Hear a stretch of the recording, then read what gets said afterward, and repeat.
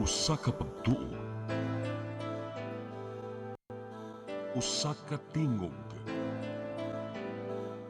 usa ka katawhan.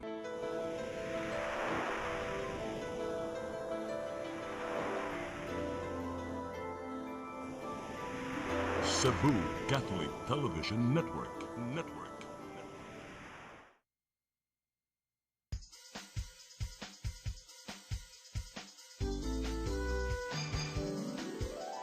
Hello Cebu, maayong buntag.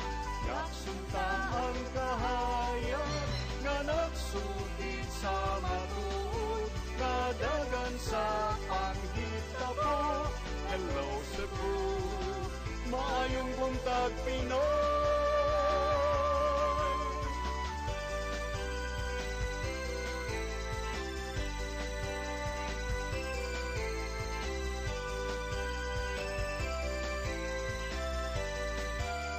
Ang katutulungan sa mga katawhan. Hello Cebu, hello Cebu, maayong buntag Pinoy, maayong buntag Pinoy, maayong buntag Pinoy. Hello Cebu, mayong buntag Pinoy, adlaw karong Biyernes, first Friday of the month, adlaw tung balaang bata Senyor Santo Niño, pizza 6 sa buwan sa Marso, tuig 2026. Ako yung alagad sa kahanginan Malu, Inocando Tabar, uban may hangtod sa alas 9, karong buntagas tong programang Hello Cebu, maayong buntag Pinoy. Di ta maglangan na to dahil dawaton atong latest weather update. Gikan sa Pag-asa Mactan, Miss Ana Dumdum, good morning. Yes, Mama Lu. Good morning. Good morning sa tanan natin paminaw and okay na itong weather update. Ang hangin amihan padayon kanong adlaw nga nagapektar sa kinatumyang bahin sa Northern Luzon o ang easterlies or init na hangin nga nagagikan sa dagat Pasipiko ang nagapektar karon sa nabiling sa nasa dating diri sa Kabisayaan. Pero adlaw wala matay na monitor na LPA or bagyo nga within our area of responsibility. Kung sa atong forecast, posibleng makasanati o generally fair weather karong adlaw. And sa atong hangin kadagatan inisog nato sa kasarangan na hangin ang magapasalabi ug ang kadagatan maninawon nito sa kasarangan. Ang kadagatan diri Subo na ipagtaob inig alas 12:51 sa udto ug muhunas alas 6:53 sa gabi. Atong temperatura naa sa 25 ngadto na sa 31 degrees Celsius para diri sa Metro Cebu.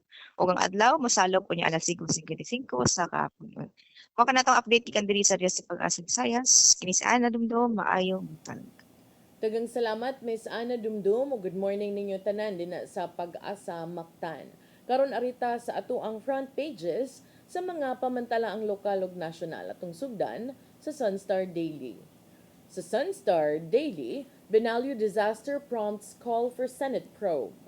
Sa Super Balita sa Sunstar, 10 pesos per kilo pag-umento sa bugas. Sa The Freeman, no fare hike for taxi and PUV despite rising fuel prices. Sa Banat News, sa The Freeman, nisukol sa pulis, patay, gunrunner, nakigpinusilay.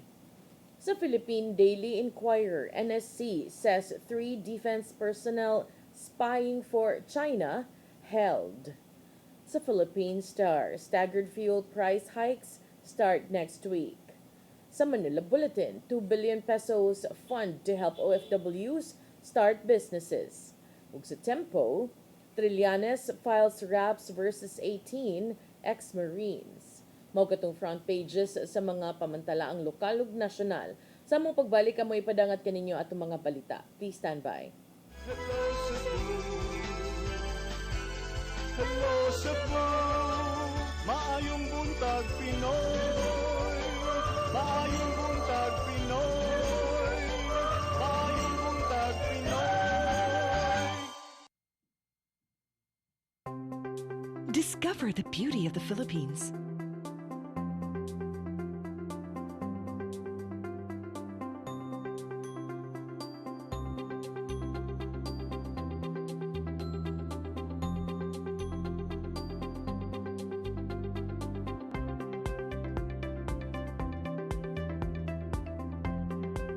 With Philippine Airlines, the country's flag carrier.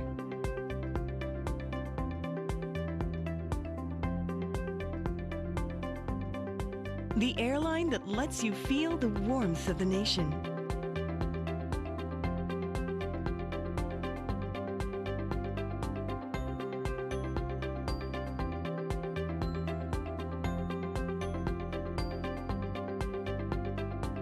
Mabuhay!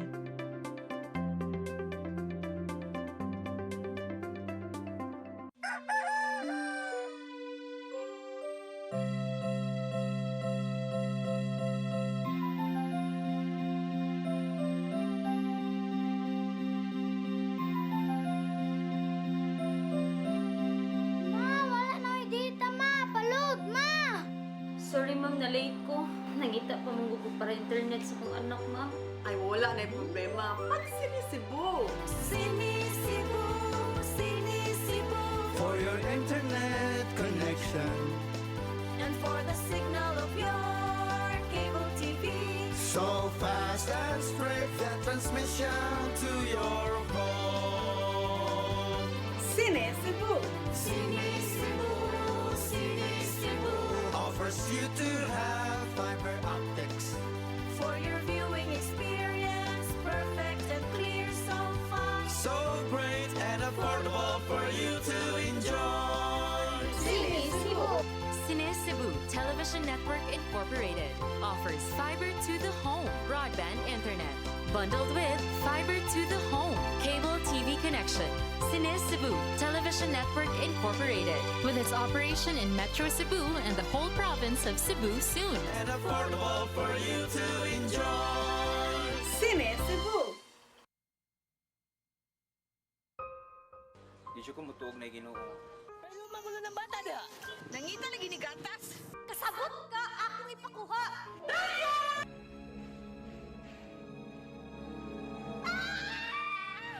Ug naa sa unang Timoteo 3:15 nga ang iglesia sa buhi nga Dios mao iyang panimalay ug mao ang haligi ug sukaranan sa kamatuoran.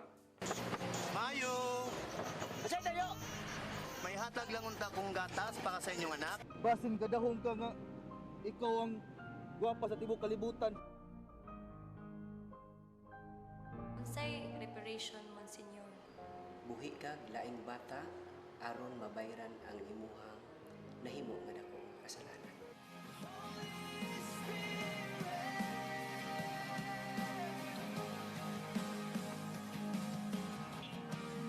Daghan ka nato ang nagduda kung doon na bagay Ginoo o wala. Apan ang Biblia nag-ingon nga atong dawaton pinagi sa pagtuo ang kamatuoran nga dunay Ginoo. Sa Hebreo 11:6 nag-ingon walay makapahimot sa Dios kung walay pagtuo. I came for you. I came for you. Holy Spirit. Hello, Cebu. Hello, Cebu. Maayong buntag, Pinoy. Maayong buntag, Pinoy. Maayong buntag, Pinoy. Balik ta sa Hello Cebu, may buntag Pinoy. Karon sa ato mga balita. Dagunas to mga balita ni Buntaga, dul ang 300 ka mga Pilipino gikan sa Middle East ni abot na dinhi sa nasod, taliwala sa nahitabong kagubot sa maong dapit. Samtang gipanawagan sa Foreign Minister sa Southeast Asia ang ceasefire sa maong giyera. Ang kasayuran ni Hatun ni Gian Navarro. Nangabot na dinhi sa Pilipinas ang 299 ka mga Pilipino gikan sa Dubai. Human sila gipamakwit sa gobyerno tungod sa giyera sa Middle East nga pinasikat sa panagbangi tali sa Amerika ug Iran. Kaganiyang buntag, luwas nga nakatugpa ang abyon sa Ninoy Aquino International Airport Terminal 3 diin sakay ang unang batch sa mga evacuees. Sila ang unang nipahimo sa repatriation nga gitanyag sa Philippine government sukad nga nitumaw ang kagubot didto. Giabi-abi nilang Department of Migrant Workers Secretary Hans Leo Kakdak ang maong mga Pilipino o gipaubos sa dugang proseso ang mga nakalingkawas na nga Pinoy. Mula pasdaso sa kalibo ka mga Pilipino sa Middle East ang nagpatabang na karon sa gobyerno aron makabalik usab sila nga luwas. Samtang gingusgan sa mga foreign ministries sa Southeast Asia ang mas malinawng paghusay sa mga kagubot kini aron dili na mabutang sa alanganin ang kinabuhi sa uban. Pinagi sa giluwatang statement sa Association of Southeast Asian Nations kon ASEAN, ipanawagan nila ang ceasefire sa monggera dungan sa tumang kabala kanila. Giauhag sa ASEAN ang mga lider nga dili na magdugang-dugang sa kagubot ug ipatigbabaw sa kanunay ang diplomasya ug malinawong dialogo aron magpabiling luwas ang mga kanasuran. Andam hinuon ng ASEAN sa paghatag og emergency assistance ngadto sa mga tabangonon sa Middle East region. Gian Navarro, CCTN News. Samtang syudad sa Mandawi magbugna og task force aron magmonitor sa presyo sa palaliton subay sa tensyon didto sa Middle East. Mga departamento giawhag usab nga magbuhat og action plan pagdaginot sa produktong petrolyo. Ang kasayuran nihatod ni Mary Rose Sagarino. Nagtigom kaganinang buntag ang Mandawi Local Price Monitoring Council pagtuki kabahin sa nagpadayong tensyon sa Middle East. Nasabutan ang pagmugna og task force aron regular nga mamonitor ang presyo sa panaliton. Sa pampublikong merkado sa syudad, adunay natala nga pagtaas sa presyo sa kilo sa bugas humay. Hinungdan nga nipatawag si Mayor Tadeo Junki Uwano sa Local Price Monitoring Council. The last few days, kakita kami sa social media, napaabot sa damo diri, nagsaka na kuno ning ubang vendor sa ilang prices. Kaya gila ko ng supplier ni pasaka sad. Pero sa atong ibawaan sakto man ang enough man ang supply. So importante kay ni para di lang sad na ma-abuse ba. So gi-convene nato karon. Lakip sa gimonitor ang mga merkado, grocery stores, gasoline stations ug uban pa. Sa mga masakpang makalapas o grabe ang pagpataas sa presyo, mahimong masilutan sama sa suspension o pagsira sa ilang negosyo. Ang Mandawi Local Price Monitoring Council gilangkuban sa nagkadayang buhatan og sektor, naglakip sa City Mayor's Office, Market Authority, Business Permit and Licensing Office, City Agriculture Office, Department of Agriculture, Mandawi Chamber of Commerce and Industry o Department of Trade and Industry. Samtang gitinguha sa syudad nga makadaginot og produktong petrolyo sa mga sakyanan sa nagkadayang departamento, hilabi na nga nagkataas ang presyo. Tomorrow nya para ma-implement nato makahimo tag EO ba or dealer needed, memory needed na matoy pahibaw na tong different departments na how we could cut the fuel cost sa city with the karon na prices na tagas na kayo. Kung dili to necessary na mga trips, dili na lang. Ang syudad nagtagana matagtuig og 46 milyones pesos alang sa petroleum products. Mary Rose Sagarino, CCTN News. Sa laing bahin, mga nakitang patayng isda sa isla sa Olango gipaubos sa pagsusi sa Bureau of Fisheries and Aquatic Resources kun BFAR 7. Kiniron masuta kung aduna bay nahitabong halapad nga fish kill. Ang kasayuran niadto ni Gian Navarro. Miresponde ang Bureau of Fisheries and Aquatic Resources 7 human nakadawat og sumbong sa miaging semana bahin sa gituang fish kill sa Barangay Tingo, Olango Island, Dakbayan sa Lapu-Lapu. Gikabalakan sa mga mananagat dito ang kanunayong pagtumaw sa mga namatay ng juvenile sardine fish ato silang pagpangisda. Gipaubos sa pasiyo ng pagsusi ang mga samples gikan sa mga namatay nga isda apan nagdegatibo man sa dinamita o cyanide fishing. Matod sa fish examiner nilang si Juan Tejada nga gipaubos sa dugang pagtuon ang mga nakuhang isda aron masuta kung aduna bay chemical. Lakip sa gipaubos sa examination ang mga water samples gikan sa Olango Island kung aduna bay toxins o chemical nga nitumaw. Wa man pud sila plankton sample, so at least may bawa namang productivity sa area. So may bawa na itong productivity sa area. That means dagang pagkaon sa pud na siya, no? So kung dagang pagkaon, dagang isda. Base sa nakuhang impormasyon gikan sa mga mananagat, susama ang naitabo sa mga isda sa miaging tuig sa Olango Island o wala ra nadaot kadugayan ang kadagatan. Maong nasutan nila nga natural death lang ang gidangatan sa mga isda gumikan sa kabag-uhan sa temperatura sa dagat ug ang nutrient niini. After 3 days kay wave after wave of incident na observe nila. So para nila, concerning naman ni kay ngano everyday na yung ingani mahitabo. So ano yung padpad na isda. Padayon karon ng investigasyon sa BFAR 7 uban ang Lapu-Lapu City Centro aron masuta kung aduna bay nahitabong halapad nga fish kill sa dagat. Apan giulagway nga isolated lang kini mong walay angayang ikabalaka sa ubang mga mananagat dinhi sa Sugbo. Hindi naman na mahitabo gud. Bisan last year naman po yung mga reported cases na yung anak. Ang lain bitaw dili ginila report kay murag na anad na sila nga yearly anak. Ian Navarro, CCTN News. Sa laing balita, Apo Land and Quarry Corporation misaad nga bayran na ang dugay ng obligasyon sa buwis ngadto sa probinsya sa Subo. Ang kasayuran ni hatod ni RV Veloso. Midusog compromise agreement ang Apple Land and Quarry Corporation kun ALQC ug moabot sa 211 milyones ka pesos sa probinsya sa Subo isip settlement sa ilang dugay ng obligasyon sa buwis sa kagamhanan sa probinsya sa Subo. Mas ubos kini kun itandi sa bayranan sa buwis nga moabot sa 1.2 bilyones ka pesos. Gipahibaw ni Attorney Restituto Arnaiz III ang legal counsel sa Kapitolyo nga usa ka proposed ordinance ang gisumiter na sa Hunta Probinsyal alang sa pagsusi sa maong proposal ug paghatag usab og katungod ni Cebu Governor Pamela Baricuatro nga mo finalize sa kasabutan. So, muna, maunay dako kayo ang amount ng nabot 1.2 billion. Muna, gamay na. Kaya ito si-charge naman nila is monitoring fee kung yung ang environmental and national fee. Plus, naso charges ang penalties kung tilugay na kabayaran natin. So, sanay na repetition natin. Apan gidefer kini sa Hunta Probinsyal ngadto sa Committee on Laws aron formal nga masusi ug matuki sa mga sakop niini. Una nang gi-challenge sa ALQC ang 1.2 bilyones ka pesos nga tax assessment nga naglangkob sa 16 ka tuig na gikan sa tuig 2009 ngadto na sa tuig 2025 sa Korte sa Dakbayan sa Sugbo. Gidugang ni Arnaiz nga subay sa ruling sa Korte Suprema, gidid-an niini ang pagpatuman og extraction fees sa mga pribadong luna. Subay niini gipaabot na lang ang desisyon sa Hunta Probinsyal alang sa pag-finalize sa kasabutan. RV Veloso, CCTN News. Sa atong katapusang balita, duha ka tinun-an sa Ubay, Bohol napalga na lang nga naglutaw sa kanal sa National Irrigation Authority luyo sa tunghaan nga wa nay kinabuhi ug sila gituhuan nga nalumos na sayran nga nanguli ang mga bata human gipahibaw nga wa sila'y klase. Ang kasayuran ihatod ni Arnold Bustamante.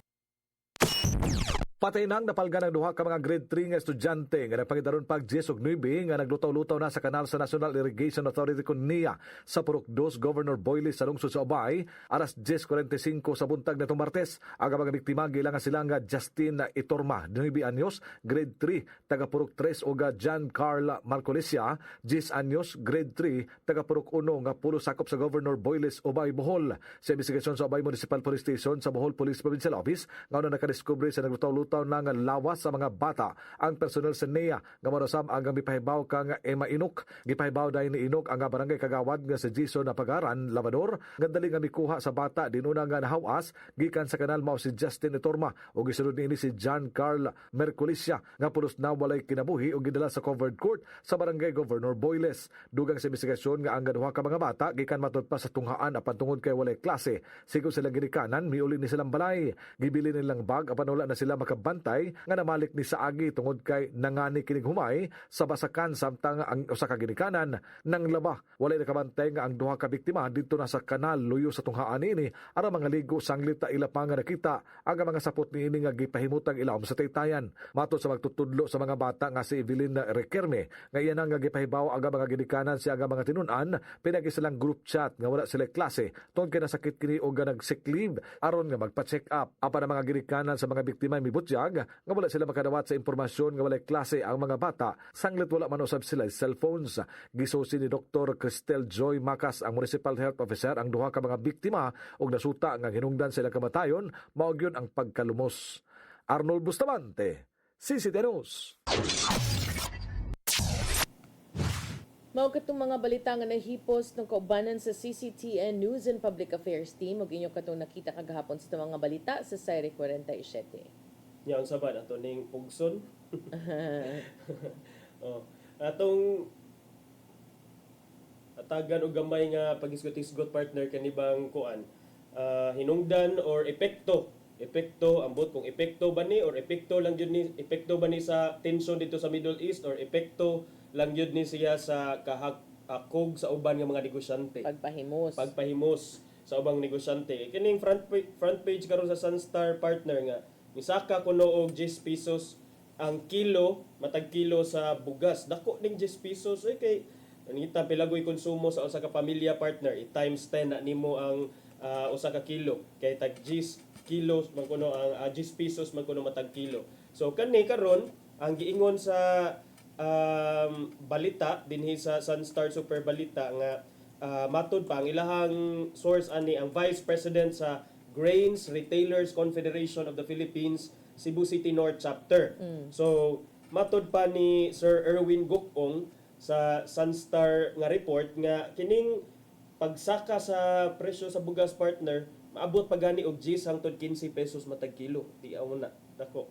So bisan pag wala pa muulbo ang kagubot nga full blown nga kagubot dito sa Middle East na natay mga inaani nga gibalita. May unta nga ato sang madunggan karong adlaw sad unsay kining sulbad unsay action ani nga buhaton ni Mayor Nestor Archibald kay si Mayor Pam na naman to say warning kinsa to si Gov Pam na say warning sa kagahapon nga kinsa to magpasamang-samang og take advantage pag abusaran ang sitwasyon di take advantage ang situation dito sa Middle East nga papanubagon sa so hopefully na say inana nga warning dinhi sa dakbayan sa Sugbo part sa mga silingan pod nga mga kuan similar sad nga mga other cities nga dili sakop sa provincial government. Kana sa partner kay matud pa nga ang kuan man kuno kung mamahal ang krudo o gasolina mosaka gid kuno ang presyo sa bukas pero atong tan-awon ang last nga announced nga kuano pagsaka sa presyo sa gasolina, krudo ug gas niadtong in the first part of this week mga Lunes or Martes piso ang todo sa manto yang inyo Gis. Grabe sa dana grabe sa dana nga usbaw sa inyohang kuan sa inyohang presyo. I think dili ni under LGU good kaayo ang pag-monitor no but more on DTI kay sila man ang naay price monitoring. Sila gyud sad unta ang mo deploy og personnel nga mosusi kung duna na bay nagsugod nagpahimulos usab sa kagubot. Okay, so mo na manawagan sa ta sa DTI nga uy DTI murag basin sad og unya patamo action kung kuana kining nahurot na sa dato ang studlanan sa bugasan atong bugasan wa nay taksonon. So dili siguro ta magpakuano kini kay murag ari makita nato kung unsa ka swift ang action the better ang gipaspason sa inyong action mausay atong gipangayo especially sa ato ang mga kaigsuonan kay karon nga panahon very uncertain times wala man ta niingon nga dili mag-usbaw pero dapat na ay basis sa pag-usbaw unya kung unsa na nga basis dapat i-explain sa ato kay dili kanang hatagan na lang og unbridled nga right bitaw ang kining mga negosyante nga makapatuyang lang sa ilahang kung unsay feel nila nga isa nga ipresyo maura sa ding ilaha. So I think kana partner mangayo ta og katin-awan sa DTI unsay gibuhat karon about aning mga nag-ingon nga presyo, nagsaka nga presyo. Of course nay uban ani nga dili mo ingon nga ni pareha ani mga presyo nga to nakita karon 53, 56, 57. Sa una line of 4 man to partner karon na 70. Ako suito man jud ko aning mga presyo sa bugas sa merkado gyud mismo kaning naa gyud mapalit nimo sa tabunok, mapalit nimo sa carbon kay magsuot-suot man ta ng mga lugar kung paliton ta og supply. So kana diri gyud na siya normal nga mga presyo. And I hope ma-explain ni sa atong katawhan nga numan do na batay kakuwang sa supply kay si Gov Pam sa report kagahapon niingon man nga wala pa may inana nga kakuwang sa supply sa bugas ug sa gasolina. Actually napaman moy mga supply sa inyong inventory. So wala moy basis nga magpa-usbaw sa inyong kuan sa inyong presyo. So kana partner, mao na ako ang gusto lang nga ipasupot karong buntaga no. Sige, unya dapat paspasan sad sa gobyerno, especially the appropriate government agencies ang pag-sanction kung doon namang gani makit-an nga nagmalapason ani aron sad magsilbi siyang leksyon sa uban. Mo break sa takadiyot partner ug sa atong pagbalik ipadayon nato atong pag-isgot-isgot. Please stand by. Hello Cebu, maayong buntag Pinoy.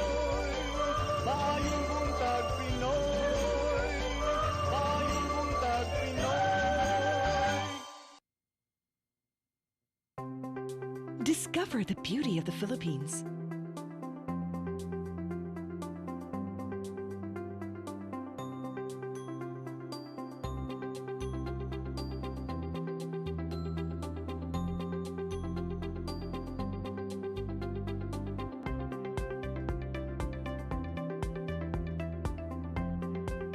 With Philippine Airlines, the country's flag carrier.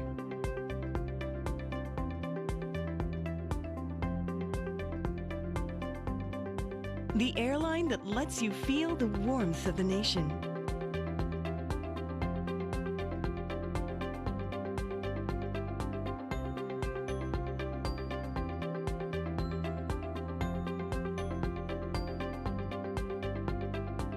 Mabuhay!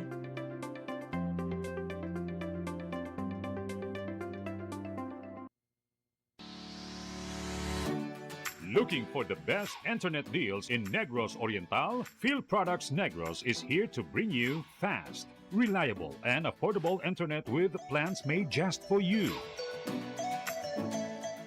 For as low as 899 pesos per month, enjoy speeds of 50 Mbps, perfect for streaming, working, or studying from home.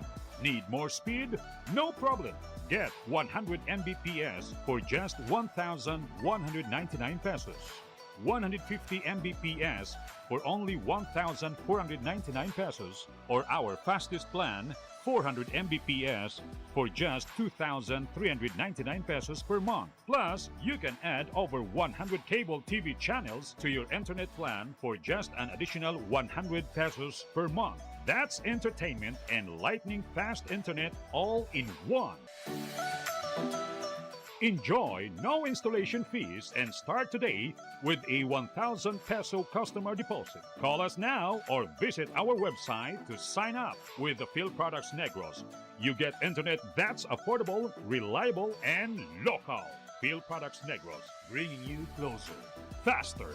Call us at 0917-631-5240 or visit our website www.fieldproductsnegros.net or our Facebook page, Field Products Dumaguete. Subscribe now. Your path to a new start.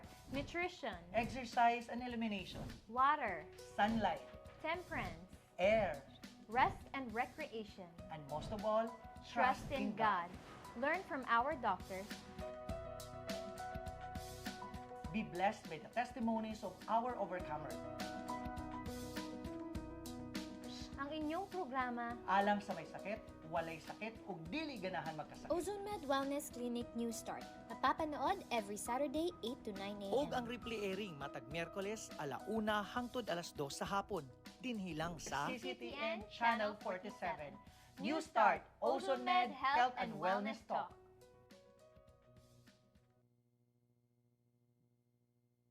Hello Cebu, hello Cebu, maayong buntag Pinoy, maayong buntag Pinoy, maayong buntag Pinoy.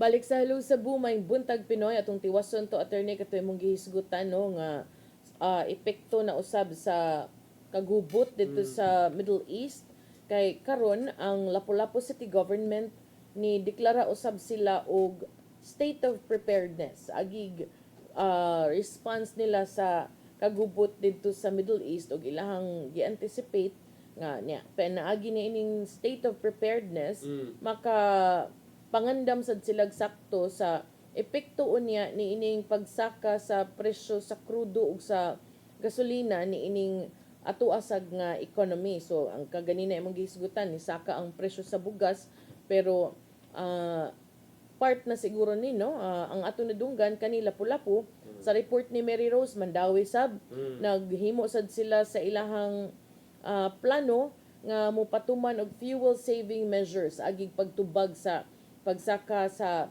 presyo sab sa mga palaliton tungod aning kagubot. So kaghapon do na say advisory gi-release si Mayor Cindy Chan nga ang iyang gusto nga makapangandam ang mga upunganon aron masiguro usab nga efficient ang government operations para sa mga konstituente na nawagan siya nga mag-expecta nga ang fuel prices labi na kung dito ta mukuha musaka gyud ang presyo ani. So kani iyang gi-advise daan o giingnan ang mga residente nga mo take og practical steps para maminusan ang epekto sa pagtaas sa presyo sa krudo ug sa gasolina aron ma-stabilize usab ang community. Giawhag ang mga tawo nga planuhon ang ilang mga biyahe, pinaagi sa pag-limit sa unnecessary travel, o nya, mag-carpooling kuno, o maglakaw, or mag-bike kung pwede, o nya, mag-conserve og energy by using aircon only as needed, o nya, mamang og suga and appliances when not in use. So, ilas ang giawhag nga ang mga tao to be mindful of their water consumption, labi pa kini kunong paghimo or pag-install og mga rainwater catchment system in preparation sa mga shortages pohon. Which to me, sakto sad, kay hapit na biya mag-summer. So, magdungan-dungan o niya hinuon ni. So, kanay pong pagpalit og mga essential items only para makatabang-tabang and to support local producers and small vendors. Nya, malikay gyud kuno nga mag-panic buying o kining kanang aron sa dili maka-trigger og unfair price increase. So kana pod iyang pagdeklara niya iya pong giawhag ang tanang lapu-lapu offices and department heads nga mo adopt og cost saving and resource management measures. So sakto sad ni kanang mag-una sa atong opisina, mag-una ta sa atong tugkaran kay lisod kay na magsige tag-ingon sa mga tawo inaani pagtarong mo mauna niya kamo lay pagtarong kami di lang. So mo ihang gi-push no nya apil gyud ang energy efficiency kay ipa-operate niya ang mga aircon sa ilang mga government offices from 7:45 to 4:45 PM only unya. Mag-electric fan lang kuno during lunch break. Mang-switch sad og appliances and lights kung di gamiton. Unya ang overtime work i-limit to urgent needs to reduce electricity consumption. So ang kining Mandawi naasad sila fuel saving strategies katong giingon ni Mayor Jonky kaganina nga mupatuman sila mga fuel saving strategies across departments taliwa sab aning hulga sa pagsaka na sa presyo sa krudo gasolina ug later on or karon nagsugod na kining basic commodity prices tungod sad sa kining kagubot sa Middle East. So ang strategy sad sa Mandawi ang government departments giauhag nga maglikay sa paggamit sa government vehicles sama sa for long distance travel ug mupatuman og fuel allocation adjustments ang kada departamento gipasubmit sila action plan nga mag-outline kung unsaon nila og save og fuel consumption. Ang mga department heads mo gipaplano ani unya. Syempre dili gyud appeal ang mga emergency transport sama sa ambulansya, mga police mobiles o disaster risk vehicles katulang mga regular offices. Unya ang meeting gitambungan sad sa local price monitoring council, naghisgot na sab sila sa pagbisita, pagmonitor, pagpatuman sa kining presyo sa mga nag-unang palaliton taliwala sab sa nahitabo nga kagubot dito sa Middle East. So kana I think ang role lang nato as consumers is to also report kung doon na sila mamatikdan. Report it to your LGUs, report it to the DTI. Daghan man na siya avenues. Hotlines. Yes, daghan. Ubay partner. So, kana aside sa pag-report katong mga tips nga giingon nga magdaginot, especially karon nga very uncertain times, kita wa man ta nag-ampo nga mo lungtad pa na ang kagubot dito sa Middle East, but as of yesterday do na nasay mga balita nga dito sa kadagatan dapit sa Sri Lanka nga naana na siya sa Indian Ocean, diri na sa Pikas side sa dili wala na ni dito dapit sa Middle East, diri na gid duol-duol sa may India. So naay warship ang Iranian Navy dito gipa buto sa puwersa sad sa Estados Unidos nga mikalasad og sa 60 kapin ka mga tao sa Iranian Navy nya. As of karon na nasa i-deploy ang Iran ang kagamanan sa Iran nga another warship padung na sa dito sa Sri Lanka. So kita dili ta makaingon nga layo ra na sa atoa, layo ra na sa Pilipinas because in this day and age interconnected na kaayo ang tanan. Di ta makaingon nga kuanta isolated ta sa tibuok kalibutan. We are part of we might be part aning mga ongoing kasikas, whether you like it or not. And even if we are not directly involved as of today, still kaning atong mga gihisgutan katong giingon ganina ni Ma'am Malu nga mga measures in place, these are indirect effects anang kagubot.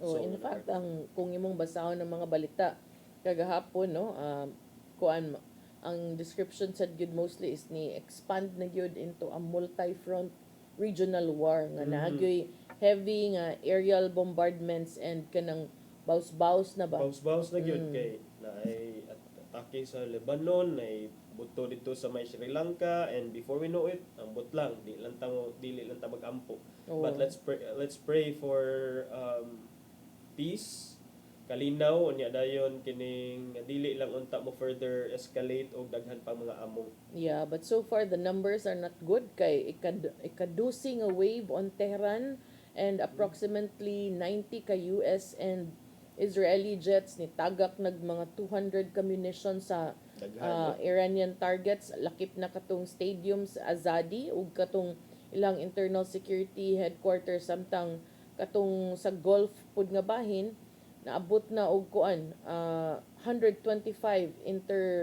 ang UAE ni report og naka-intercept sila 125 drones and 6 ballistic missiles. So ubay-ubay gyud na pa gi-release ang Pentagon nga footage adtong US submarine nga gipa kuan tong katong Iris den na sa Sri Lanka ug 84 sab ka mga tripulante ang nangamatay. Yeah. Karon Iran doesn't seem to back off murag fighting mode sa kaayo sila. In fact, naay phrase dire nga giingon nga Iran is demanding for the blood of US President Donald Trump.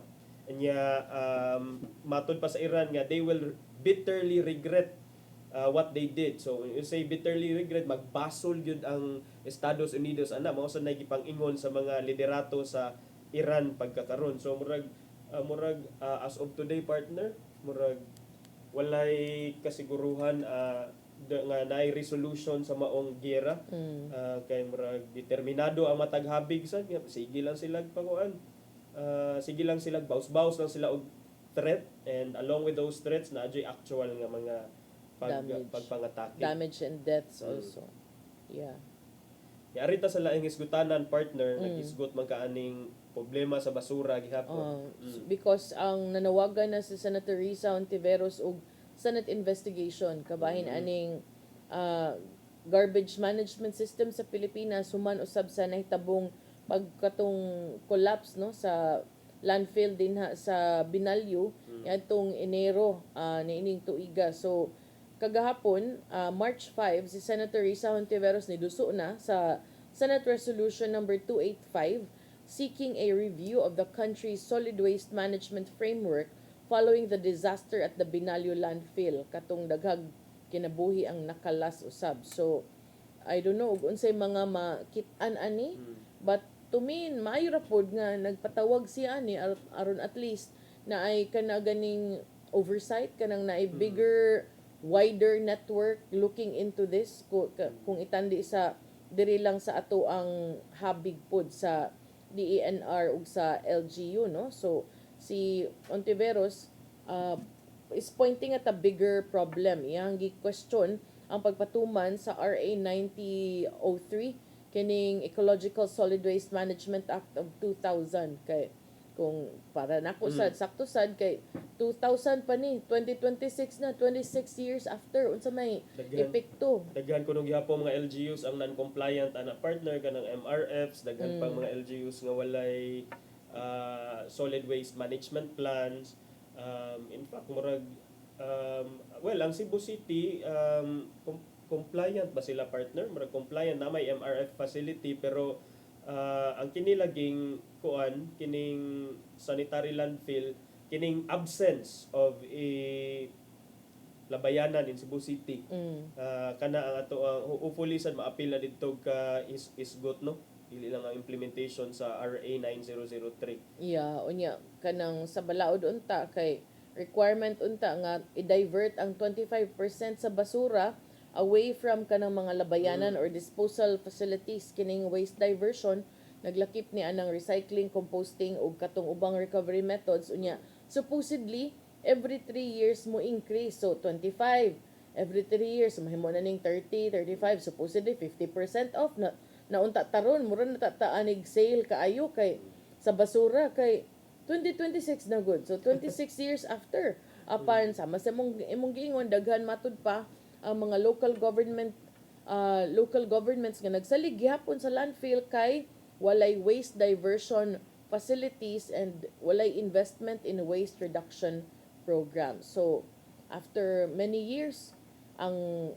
resolution ni Ontiveros ni ingon nga ang maong mandato wa pa gihapon ni na-realize tungod sa implementation of incompatible waste management models. Unya kani kunong dili kuno kaayo important wa kunong tagaig bili ang pagpangolekta ug pagdispose nga sa saktong paagi ug kining ipasagdan lang or gamay lang ang budget nga gi-allocate alang sa waste reduction activities. So kasagaran sa mga community mo supak man gyud aning landfill no kay because of environmental damage unya muubos ang property sa palibot especially kung naa ka diha dapit nagpuyo. Pero tungod sa niini kinahanglan ta mo transport sa mga basura sa lagyo mga dapit. So matud ni Ontiveros kining pagdada og mga basura sa lagyo mga dapit ni increase sad sa kanang operating cost unya gipasa sad ngadto sa mga magbubuhis ug sa mga negosyante. So natoy gipang hatag sila nga example dito sa Kauluhan pagsira atong nabotas diin gipada ang lagyo na kay ba. So ang increase sad sa garbage fees 1,200%. Muna partner nga dili gyud na siya sustainable kaning practice nga magsigi og bayad ang kagamhanan. Sige haul og mga basura padung dito sa mga landfill nga lagyo kaayo kay kadalihok ana gasto man partner nya. I wonder really what's the problem aning Cebu City for ka administrations 2016 ibutang lang na to as of 2016 kay that was the time nga na-close ang Inayawan nga dump site. So 2016 to 2019 the mayor back then was Mayor Tommy Osmeña. 2019 to 2022 Mayor Labella, right? The late Mayor former Mayor Edgardo Labella, and then ang nisunod niya si Mayor Raymond Alvin Garcia. And then first kay Mayor Rama and then Raymond Alvin Garcia ang ni tiwas sa iyang term, and then now Mayor Nestor Archival. So almost 10 years na or more than 10 years na gyud since 2016. And yet we are still talking about the same problem. Di masabta siguro armchair critic lang magsige ra ta ana nga sige mo unsa may gi-contribute ninyo sa discussion, pero ang ato manggong nakita dia partner kay wala joy true effort. I don't know tungod ba ni sa panagsungi sa admin og sa city council nga naay mubabag or naay dili gusto sa mga proposal kay I think 10 years should be more than enough nga mahigmata sila nga uy wala para bata, and then came Binaliw landfill. So I think nindot sad nga naay kana big brother or big sister butang ta kay Risa Ontiveros man nga makatan-aw aning sitwasyon didto aron kung unsa may mga unsa may problema ma-address na sa rusag dili mauwaw na to mga officials in Cebu City nga naabot na sa kauluhan ang problema nato sa basura din Yeah, but I think attorney beyond Cebu City kanang ato sad sigurong i-appeal sa discussion ang DENR kay moingon tag Cebu City atong officials, they are taking care of a lot of things, peace and order, education, health and nutrition, daghan ba? Yes. But ang DENR unsa man lang giatiman, Environment and Natural Resources Environmental Management Bureau. So di ba dapat sila ang nag-manage food? So dili tingon nga magtudtud ta, but dako kay sila role to play sad kay kung ila sad nang tinud-on ang LGU na bagoy LGU nga magsupak-supak if imo sang sigyag kada adlaw nimo. Inspection kada instriktohon nimo or at least maki-coordinate ka with the LGU. So hopefully kana nga inquiry in aid of legislation dito sa Senado maka-shed light na sa unsa sa gipambuhat sa DNR 7 kay I heard ra ba lisod ra ba ni interviewhon ang taga DNR 7 especially kung nay mga documentaries, nay mga special reports sige man kuno og di katubitawng giingon ako'y kaila nga taga prominent nga network nga gusto maghimog documentary about atong nahitabo sa Bohol nga Chocolate Hills nga nahimo siya nga resort yaro angtod karon wala pa man gihapon na aproban kay daghan pa man kuti-kuti.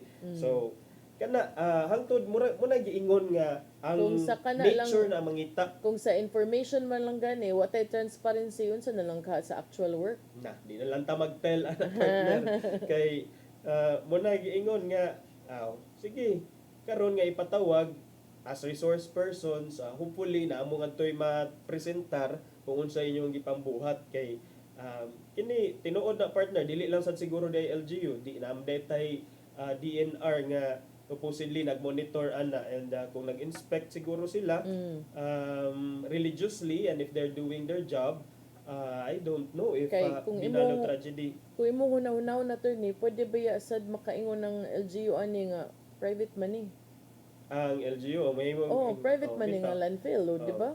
So dili gyud ka kaingon kay private money di gyud ang LGU mo ingon nga directly kanang giunsag hapnig didto natarong ba labay ra basta sakto tas bayad ana ba so makaingon gyud ang LGU nga private money sila atong una nga patubagon og nganong naingon ana na but not the case for DNR and EMB kay bisag private ni nam sila power nam sila power nga mag-monitor mag-inspeksyon na sila regulatory power. In fact, mao gani nang ilan dayong gipasira ang tod karon sirado pa. It's because of that power. But sad to say, ang power na exercise 36 na kabok ang patay. Yes, unya kaning Prime Integrated Waste kay January 2023 ni unya report sa kuwa kay pag 2023 sad nga tanan basura sa Cebu City hasta ang basura sa silingang mga dapit diha gilabay sa kining Prime Integrated Waste. Ug human get lang nang get. Katong 2023, ang COA report ni war na daan nga posibleng mo reach og capacity ang maong area because of the large volume of waste and walay diversion systems. So may paangkuwa kana pa lang daan. paangkuwa kay naka-inspection pa dito ni warning pa sa ilaha. And yet here we are as early as 2023 din na siya. So kana pod, what happened to the monitoring system? Is someone really monitoring? And if na monitoring, what kind of monitoring are we doing if we cannot also kanang forecast the possibilities of tragedies like this ba? Kay kung inana, di ba? Prevention is better lang gyud unta kaysa inaani na noon nga mag-imbestigar na lang ta. So mao na pagkakaroon ang maunto giingon ni Mayor Nestor Archival partner nga ang 500 million pesos nga budget para sa basura for Cebu City for the entire year dili na igo dapat na ta magkinahanglan 1.5 to 2 billion pesos for the year because aning mga nahitabo sa ato ang problema sa basura unya asa man ta manangkong anang additional 1 million to 1.5 1 billion to 1.5 billion matod pa sa report sa Freeman kay of course costly lagi siya kay liman ka anang pila ka tonelada nga basura kada adlaw imong ihatod dito sa Aluginsan bayad man katanan ya plus pa karon na nihitabo ang mahal ang gasolina so expect nga murago saka pag yun na good. Sugod ta sa to ang mga panimalay kana ba yang sachet mentality kanang tingi-tingi mentality naka-contribute ba yan na? Kay kada labay nimo sa sachet sa shampoo, sachet sa toothpaste, makabara na. Kabara na siya contribute. Stop using those things, stop using straws. Start using kanang ganing refills. Naman gawin na shampoo na baligya. Convenient lang gadi kahurot sa usa ka botelya, labay nimong botelya but pwede ra gyud na nimo it's minimal effort refill na lang aron lesser ang kuan. Okay. Nya wala naman tayo igong oras, partner. Ato'y padangat ang giandam ni Tatay Dodong ano yung pulong kinabuhi.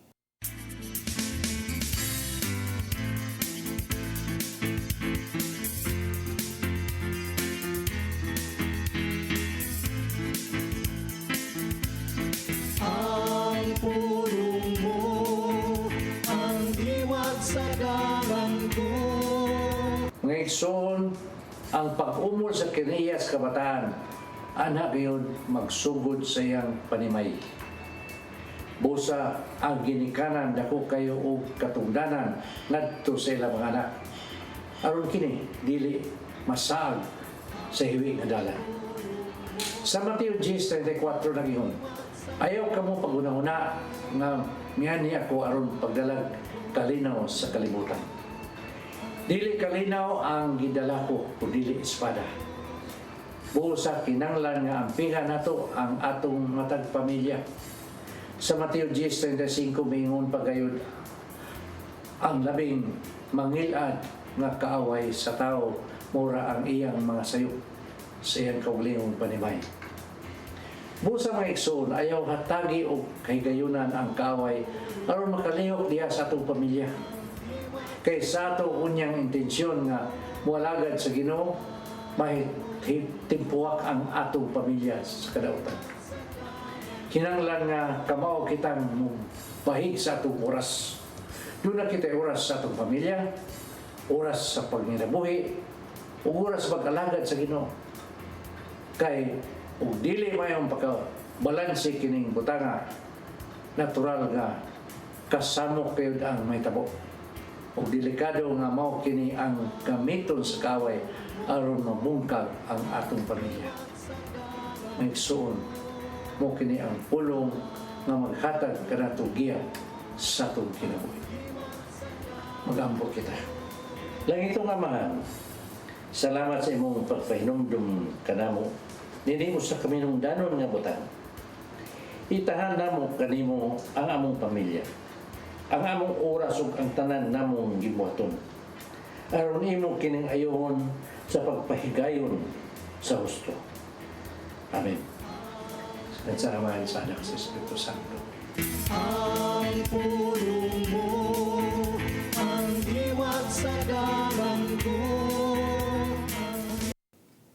Pulong kinabuhi ni Tatay Dodong Limchua mo'y nagtapos sa itong tulumanon. Dagang salamat sa Philippine Airlines. Thank you Archbishop Alberto Uy, Nanay Diana Limchua ug Tatay Dodong Limchua. Thank you, Sir Dennis Tabar, mga kaubanan sa TOC, Sir Robert, Miss Inday, Sir Matmat, Miss Mabel, Miss Joanne. Sir Rodel, Sir Raymond ug Sir Ferdy, salamat. Salamat sa iyong pagpakiuban. Ako si Maluy Nocando Tabar. Si Attorney John Destacamento. Magkita ta ninyo next week sa atong programang Hello Cebu. Mayong buntag, Pinoy. God bless us all.